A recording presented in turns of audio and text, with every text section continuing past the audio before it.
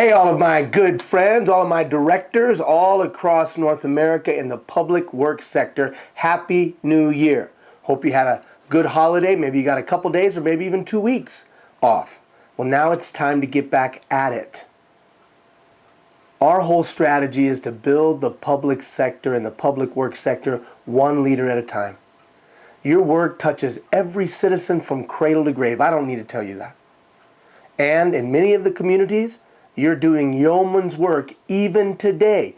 Many of your staff are in harm's way even today. So you might not be able to watch this on Monday morning. If you have some time this week, I want you to check out this video. It's a video on time. It's longer, so take a couple of days to watch it, maybe 10 minutes a day. Maximizing the utilization of your time.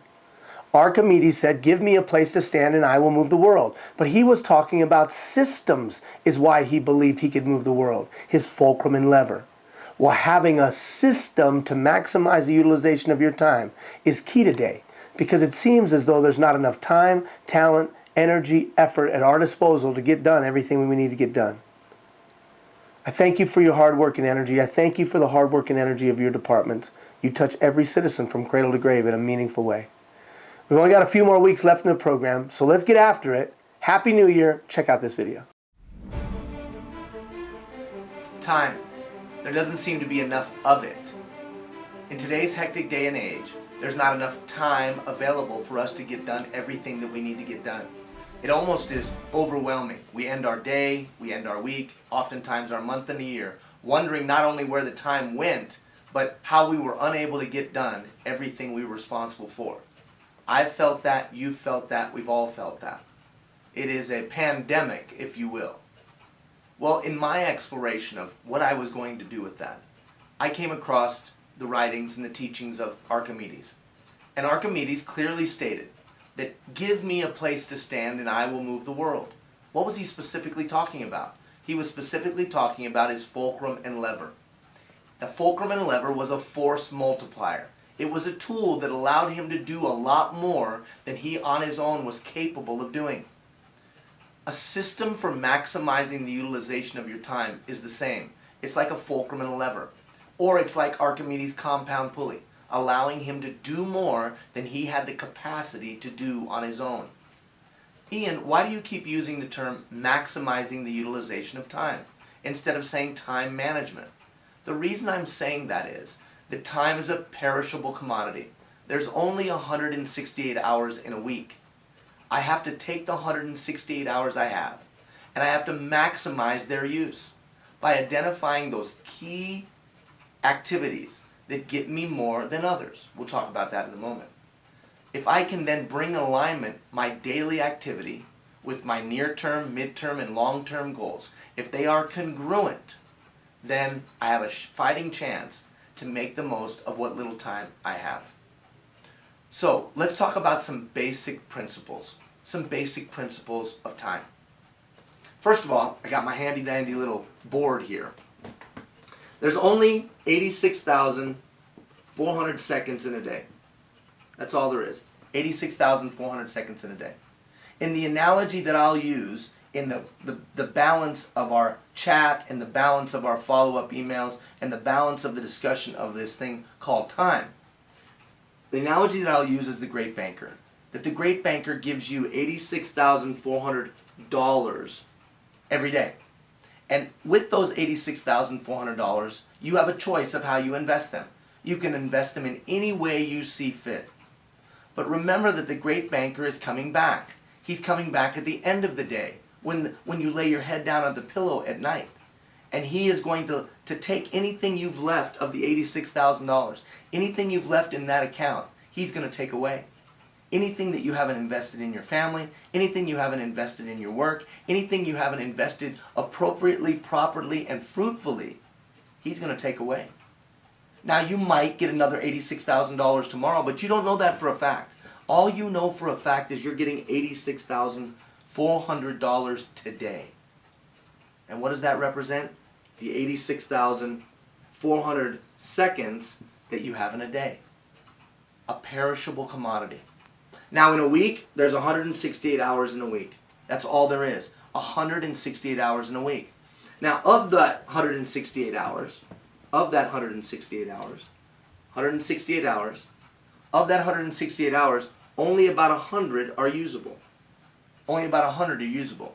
When you back out things like sleep, when you back out things like eating, when you back out things like driving, when you back out those things, there's only about 100 usable hours. Now, some of you I know, you try to use those sleep, eat, and drive hours to get things done, but sustainability is important. Could you sustain that? I don't know. So I'm saying there's about 100 usable hours. And in those 100 usable hours, what do I have to do? I have to be a dad. I have to be a husband. I have to be a worker. I have to be a boss. I have to be somebody's child. I have to be somebody's friend. I have to be at my place of faith, if I have one. I have to have time for myself. So somehow, in the 100 usable hours, I've got to allocate a perishable commodity. I've got to invest some time into each one of these categories. So, I only got 168. That's going to go away at the end of the week. Of that, 100 is usable. And of that, I've got roles that I have to play. You have roles that you have to play in your life. You have 100 usable hours. How you allocate those hours will bear fruit. They are seeds that you plant in to each one of those categories, and they will bear fruit. Now, what's even more challenging is within each one of those roles that you play in your life, each one of those roles, there's subsets, there's responsibilities. So you have roles that you play in your life, and you have responsibilities in each. So with that as a backdrop, doesn't it make sense that I better be proactive in maximizing the utilization of my time? Doesn't it make sense that I should probably have a system to ensure that those 100 usable hours get where they belong? To make sure that I fulfill the roles and responsibilities that I have in my whole life? And doesn't it make sense that we as an organization should be highly effective in these changing times at maximizing utilization of our time and bringing into congruency and alignment the 100 usable hours into each role and fulfill each responsibility? Now, let's talk about how we do that.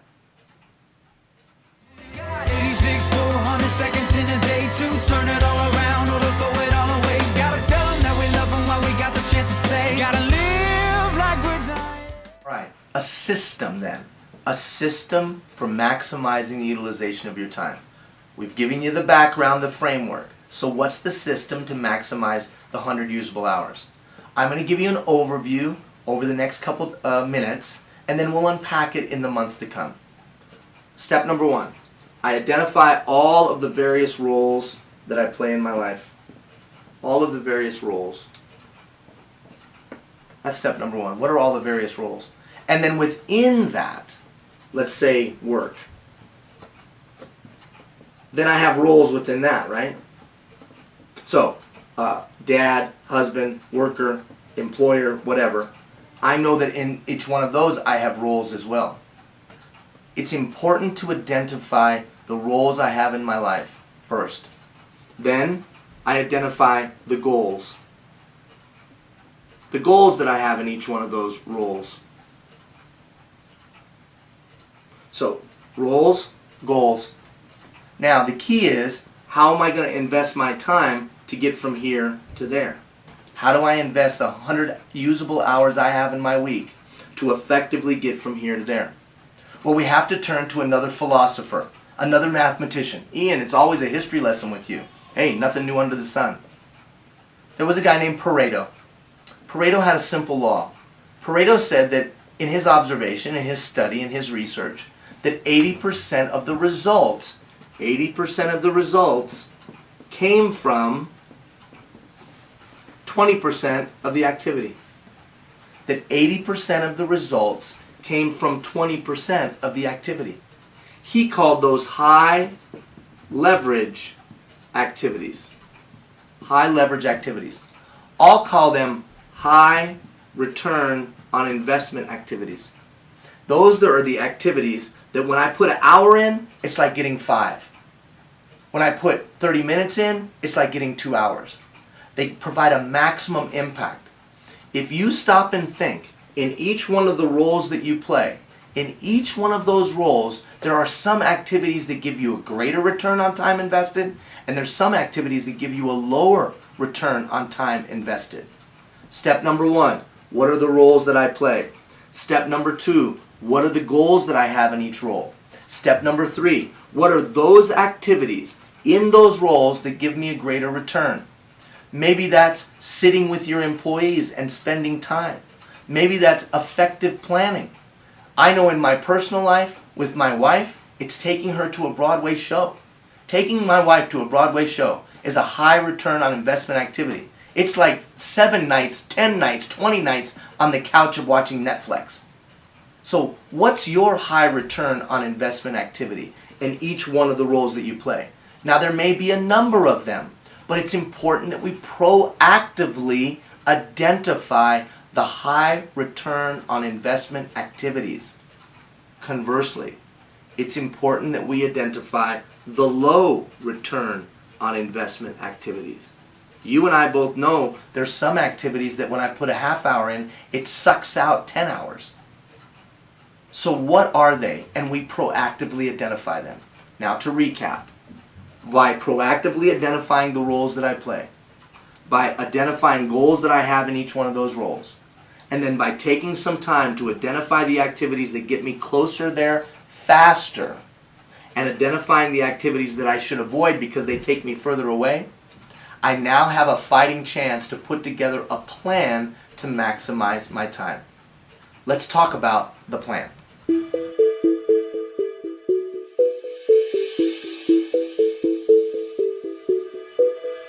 So now that we've identified a concept, a framework of 1, roles that we play in our lives, 2, the goals that we have in each one of those roles, and then the concept that Pareto taught us that there are some activities that get us closer to those goals faster and some activities that take us further away faster.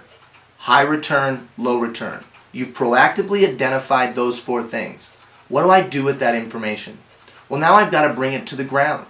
I've got to take some time to organize and plan my week. Now, ideally when doing that, I've identified those goals. Now, that could be life goal. This is my life goal. Or this could be my annual goal. Or this could be my quarterly goal. Or this could be my monthly goal. Ideally, it's at least that's the goal for the year. And then here are the roles that I play. I'm going to sit down at the beginning of each week, either Sunday night or early Monday morning, and I'm going to map out my week utilizing a technique called time blocking. Time blocking. Time blocking. So in time blocking, it's pretty simple. I'm just going to block my time. I'm going to make an appointment, right? You've done that. Many of you do that. But I want to teach you some nuances to doing that, perhaps, that you haven't considered. So the first thing that we typically time block is appointments. Well, I've got an appointment, if this is my calendar, my week, I've got an appointment here, so I block that out. And I got an appointment there, and I block that out. And I got an appointment here, and I block that out. Which is cool. That's great. But what it doesn't take into consideration are the activities that are most important. It does take into consideration the activities that are urgent, for sure. And some of you are urgency addicted, not only within your organization, but in life in general. Urgency addicted. We as a society are urgency addicted. So we focus on the things that are the most urgent, setting aside the things that are most important. That's why we proactively identify not the urgent activities in each one of our roles and the goals thereof, but the important activities, the activities that give us the highest return for time invested. Those should be the first thing you put on your calendar every week. So I'm going to put those, we'll use a triangle to identify those. High return on investment activity. High return on investment activity. Let's erase this. High return on investment activity. So we'll use the triangle as the high return on investment activity. I'm going to block those in first. Well, what do you mean?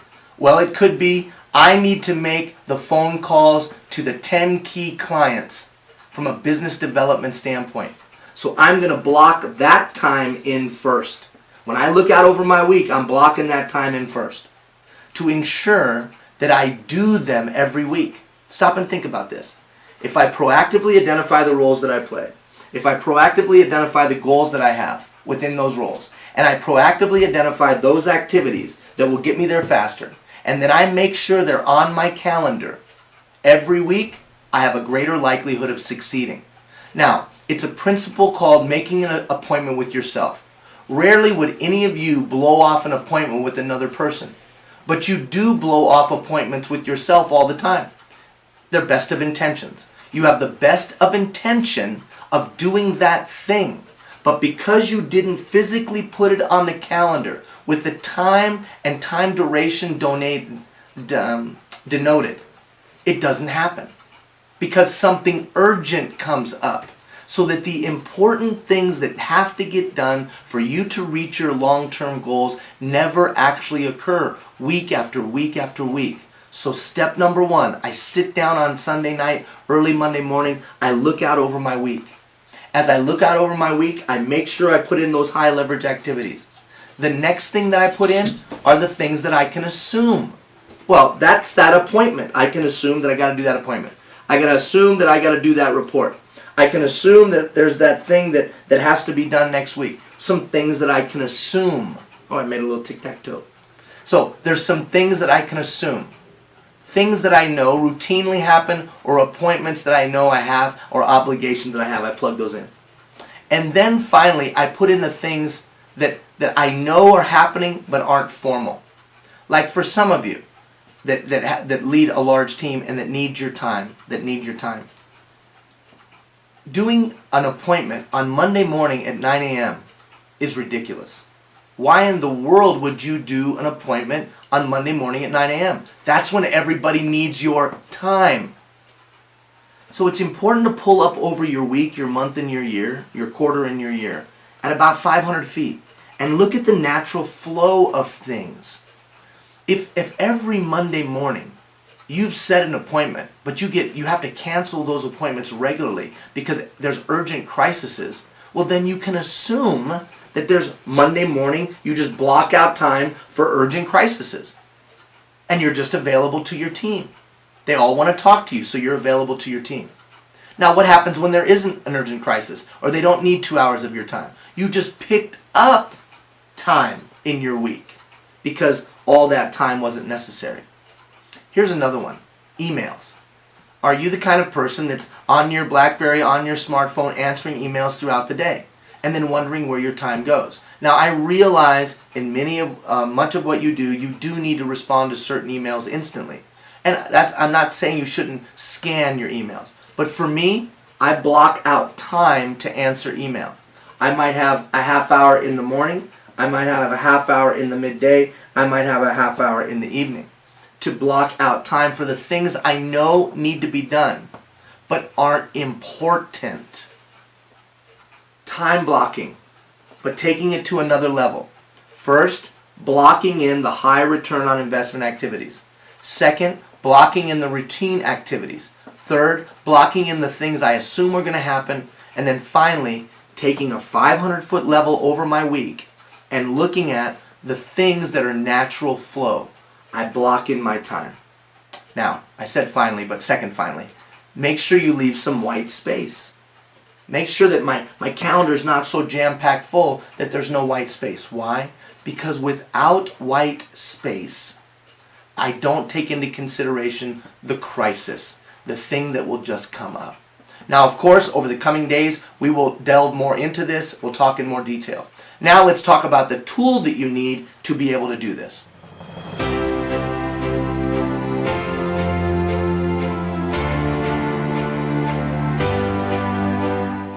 So how do we take these concepts and bring them to the ground? Well, we have to have a tool to do that.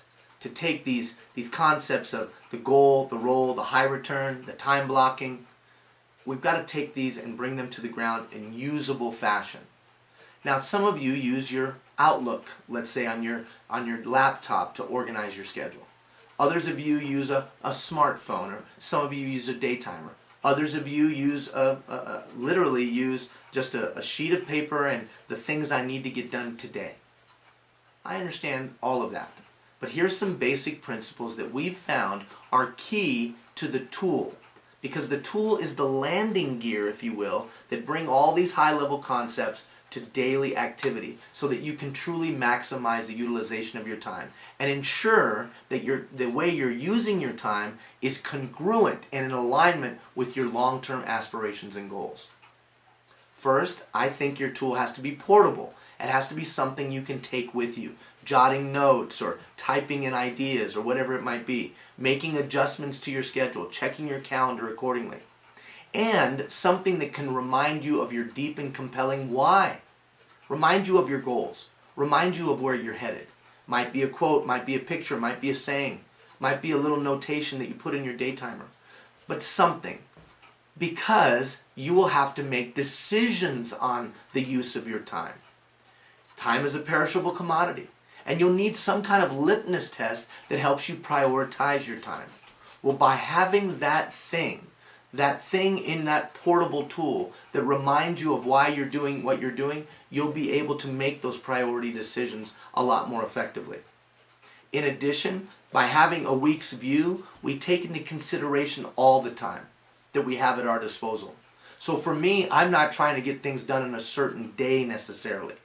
I'm making a list of the things I need to get done this week. Now that doesn't mean there's not daily deadlines. Of course, in all of our businesses we have daily deadlines. There's no doubt about that. But by taking a week's view of the things I need to get done, when urgent crisis comes, I can readjust accordingly and I don't get off track. Now, whether that's for an appointment that I've made for myself of one of those high return on investment activities, because I have a week's view when something urgent comes up, I can adjust it. Or because I have a week's view, that list of things I need to get done in the week, I can move those to another time in the week. So that by the time I get to the end of my week, I've gotten the majority of my list done. Finally, it has to be a tool that we can utilize on the go and in the moment. Because I've got to be able to make decisions. That's why I think utilizing a Microsoft Outlook on a desktop or a laptop is an ineffective tool. Because it's not portable. So whether it's a day timer or a smartphone, it better have a week's view, it better have a place for notation, and it better be something that I can also utilize to remind me of why I'm doing what I'm doing, the goals that I have in my life. Do you have the appropriate tool to maximize the utilization of your time?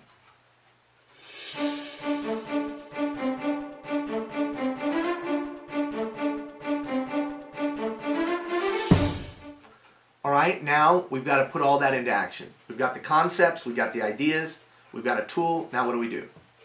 I call it planning your work and working your plan. I think the most important thing that we can do in our hectic lives today is plan. It's the most important thing. It is the ultimate high leverage activity. Because time is a perishable commodity, you would be a fool to try to use it on the fly. What? You would be a fool to try to use it on the fly. If you're not sitting down and looking out at least at your week, I can't even understand why you'd think you'd be successful. Now, I'm not being disparaging. I'm just saying common sense dictates that because I'm utilizing a perishable commodity, I better do it proactively. So when I talk about planning your work and working your plan, what I'm talking about is sitting down regularly and mapping out how I'm going to use those $86,000 a day and that 168 hours in my week. As I mentioned earlier, that could be on a Sunday night, early Monday morning. I'm going to sit down and I'm going to take and reflect, how did my week before go? I'm going to look at my calendar of my week before. How did it go? And then I'm going to project what's coming up in my next week. What is it that I can anticipate? What is it that I have to set aside time for in my personal life, in my professional life, in my philanthropic life, whatever? What do I need to map out? And then take the time to ensure that that's congruent with my quarterly goal, with my annual goal, or with my life goal. For me, it's about knowing where I'm headed lifetime-wise, and then working my way backwards to what am I doing this hour. That's the simplicity of it. But the doing of it is sitting down every week, reflecting, what was my past week like, and projecting, what will my next week be like, daily. Then I take my daily activity. Once I've mapped that out, and at the beginning of every day, I'm going to review my calendar. I'm going to review, has anything changed? Do I need to make adjustments? Some of the activities that I've planned no longer as important as I thought. Do I need to adjust those because other things override? Do I need to put them somewhere else in the week? So I take that 10-15 minutes to review my calendar. I even go to the place where I'm going to visualize what some of those meetings are going to be like, what some of those meetings are going to, the results are going to be. Who am I dealing with? What's their communication style? Some of the things that we've talked about in the past. I plan that week to ensure that it's congruent with my near-term, mid-term, and long-term goals. I plug in those high return on activity first, and then so on, as we discussed earlier. Then on a daily basis, I review that to ensure that I'm still in alignment with where I need to be. And then finally, at the end of that week, I can reflect and then project again. That planning my work and working my plan, I think, is the most important thing you can do in your week.